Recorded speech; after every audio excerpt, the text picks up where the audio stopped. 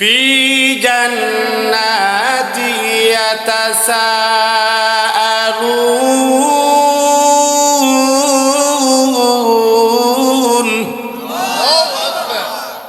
আনিল মুজরিমিনা মা সালাকাকুম ফি সাকার।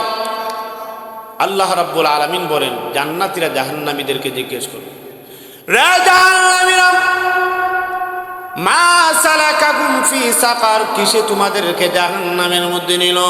জাহান্নামীরা তখন ডাক দিয়া বলবে, ক্বালু লাম নাকু মিনাল মুসাল্লিন, জান্নাতীরা রে, কেন আমরা জাহান্নামের মধ্যে এসেছি?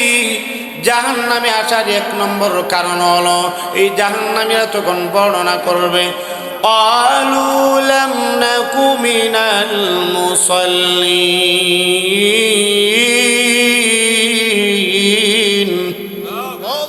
আল্লাহ রাব্বুল আলামিন বলেন, জাহান্নামীরা তখন ডাক দিয়া বলবে, জান্নাতীরা রে, দুনিয়ার মধ্যে আমরা নামাজ পড়তাম না, আমরা মুসল্লি ছিলাম না। দুনিয়ার মধ্যে তারা কি করতো না? নামাজ পড়তো না। বলেন তো দেখি, জাহান্নামীরা এই তাদের এক নম্বর কারণ বলেছে কি? এক নম্বর কারণ নামাজ না পড়া। বায়ান আমার, তাহলে বোঝা গেল যারা নাকি নামাজ পড়বে না, বেনামাজি হবে, তাদের মধ্যে জাহান্নামীদের আলামত। কথা বলেন ঠিক কিনা? আরো জোরে বলেন ঠিক কিনা? দুই নম্বর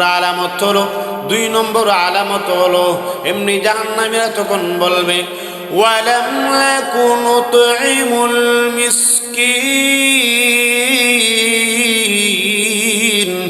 আল্লাহ রাব্বুল আলামিন বলেন, জাহান্নামীরা তখন ডাক দিয়া বলবে, ও জান্নাতীরা, আমাদের দুই নম্বর আলামত হলো দুনিয়ার মধ্যে মিসকিনদেরকে আমরা খাবার দিতাম না, মিসকিনদের খাবারের ব্যাপারে আমরা উৎসাহ দিতাম না। তিন নম্বর আলামত হলো ওয়া কুন্না নাখুদু মাআল খায়িদিন। আল্লাহ রাব্বুল আলামিন বলেন, জাহান্নামীরা তখন জান্নাতীদেরকে বলবে, রে জান্নাতীরা, তিন নম্বর আলামত হলো যে কারণে আমরা জাহান্নামে এসেছি, তিন নম্বর আলামত হলো ওয়া কুন্না নাখুদু মাআল খায়িদিন।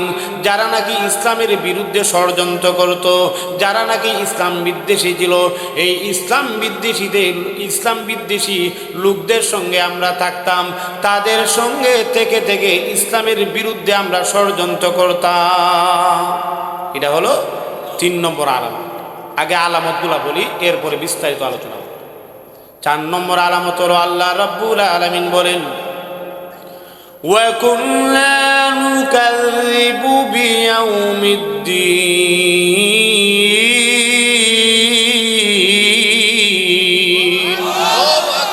আল্লাহ রাব্বুল আলামিন বলেন, জাহান্নামীরা তখন ডাক দিয়া বলবে, জান্নাতীরা রে, চার নম্বর আলামত হলো, এই চার নম্বর কারণে আমরা জাহান্নামী হয়েছি।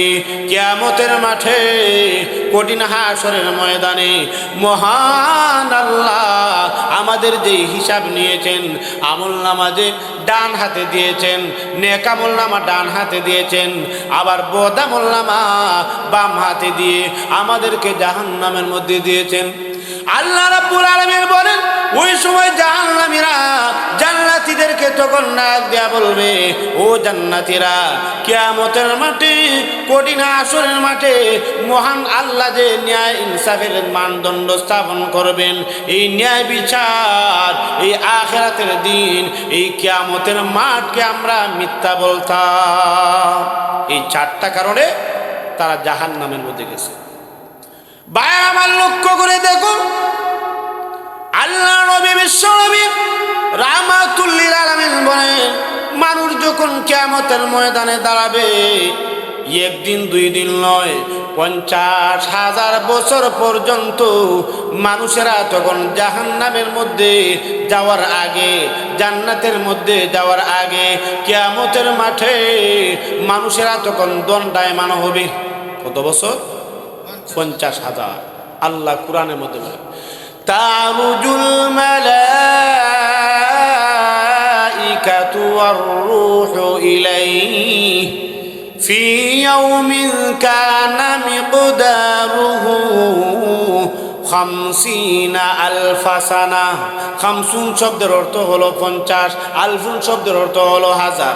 আল্লাহ রাব্বুল আলামিন বলেন 1-2 বছর নয়, প্রায় 50,000 বছর পর্যন্ত কিয়ামতের মাঠে কঠিন হাসরের ময়দানে দাঁড়ায়া থাকতে হবে।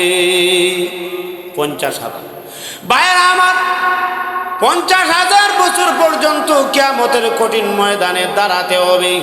ও আমার ভাইয়েরা, লক্ষ্য করে দেখুন, এই কিয়ামতের ময়দানে কঠিন হাসরের মাঠে আল্লাহ রাব্বুল আলামিন যখন জান্নাতি এবং জাহান্নামীদেরকে দাঁড় করাইবেন, আল্লাহ রাব্বুল আলামিন ওই সময় জাহান্নামীদেরকে যখন জাহান্নামের মধ্যে দিবেন, জাহান্নামে দেওয়ার আগে তাদের আমলনামাটা দেওয়া হবে বাম হাতে। কোন হাতে? বাম হাতের মধ্যে দেওয়া হবে। এটা আমার কথা না, আল্লাহ নিজে কোরআনের মধ্যে